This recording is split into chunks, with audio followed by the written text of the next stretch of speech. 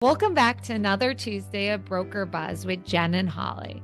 What we've been talking about over the last few weeks are purchasing a business and what are the different types of funding that business. One of the ways we have seen it are earnouts. What are earnouts, Holly? Jen, great point. Earnout agreements. So what are they? They're a portion of the purchase price is paid over time based on the business future performance. There are some benefits, right? You can reduce upfront payment. You can align with the seller's incentive with the business success, and it can bridge the valuation gaps. There are some consideration though. There's the complexity in agreeing on the performance metrics and the target, the potential dispute over maybe earnout calculations. Yes, Holly, those are all really important points that you bring up. And I see it a lot in our transactions to really get the purchase price that the seller really wants to see at the end of the day. And that really is maybe when they're on a little bit on the high side, but that's really how we can get it there. So two of the ways that I see it the most are really for the financial performance. So you see it when the business has to perform for the next year or two.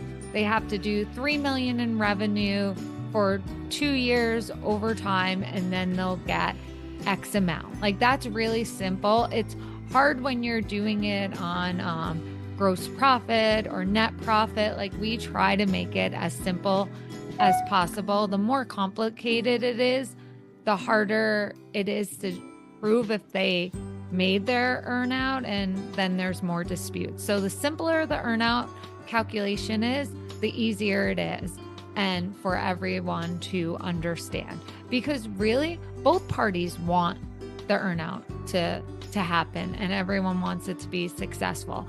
Another way I have seen it recently over the last year or so is based on employees. Employee retention is so important. Lately, we had an earnout for a HVAC company where it was based on, I think it was maybe 5% of the total purchase price, but it was based on if the employees stayed for a full year, and if one employee left, a certain portion was deducted. So it wasn't like all or nothing. And it also was that it was invested that the seller had to stay on for the full year to make sure that the employees were retained. So it helped the buyer be more confident in the business as well. That's a great example, honestly, Jen. This is such a great approach, really, to help get the seller the numbers that they want, but also give the buyer some peace of mind.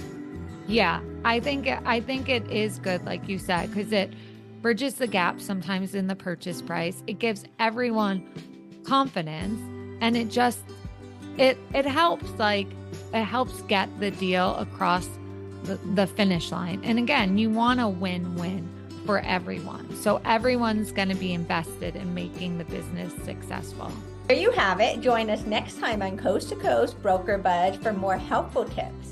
And we'll see you then.